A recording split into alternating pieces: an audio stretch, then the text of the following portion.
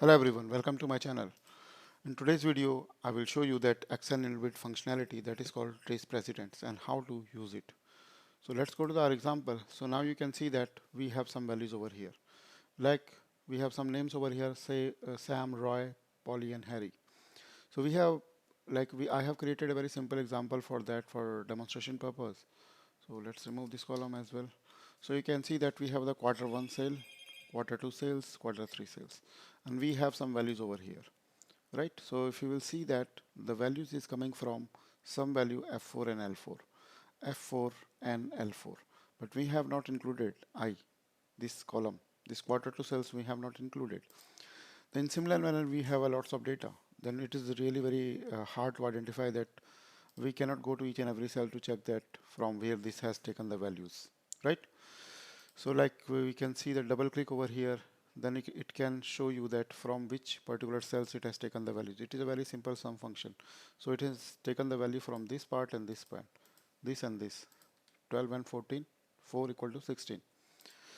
So how can we check this? For that, what we need to do, we have a home section over here, and we have another, in ribbon tab, you can see that we have a formula.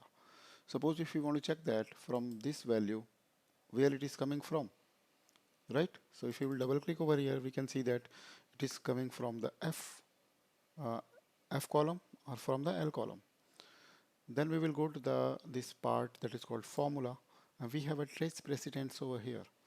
And if you just hover your mouse over here, then you can see that show arrow that indicate what cells affect the value of the currently selected cells, right? If you will just click here, then you can see these dots, this one and this one.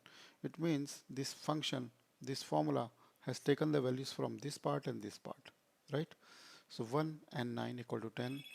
So in similar manner, if I click here and click here, trace precedent, then you can see that it has taken the values from this part and this part, 12 and 4 equal to 16. So let's go take some more example. Suppose I am using the max function. Max, okay, just take some values. I have values here like 15 here and 16 somewhere here, 20. Two values we have here. So I will type here max function here. It will return the maximum values of cells. So I will select this part, comma, this part.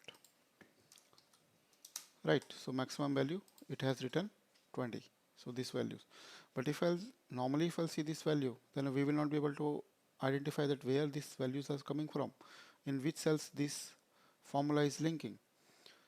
So in similar manner, if we'll go select this particular cell and click on the trace precedent, then it will just give me the reference.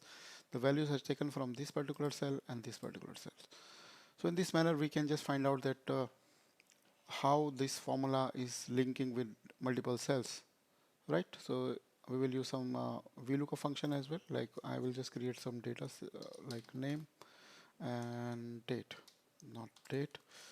I can type here sale, like we have here A, B, and C.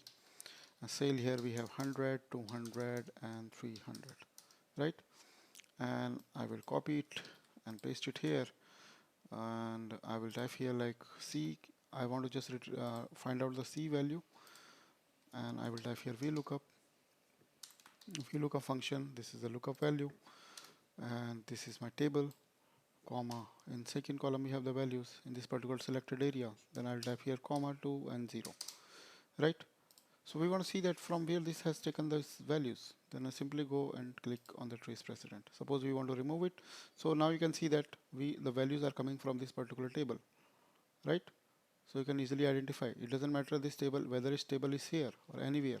If you click on the trace precedent, it directly show you, it create the arrow, and it can directly indicate you that from where these values are coming from. If you want to remove it, simply click on these remove arrows. Automatically all the arrows will be removed from these cells. Let's go ahead and create some more example. Suppose I have value here like 10, right? 10, and sheet 6, right? We have a value of 10, and sheet 7 we have value of 20. And suppose I just want to sum here, sum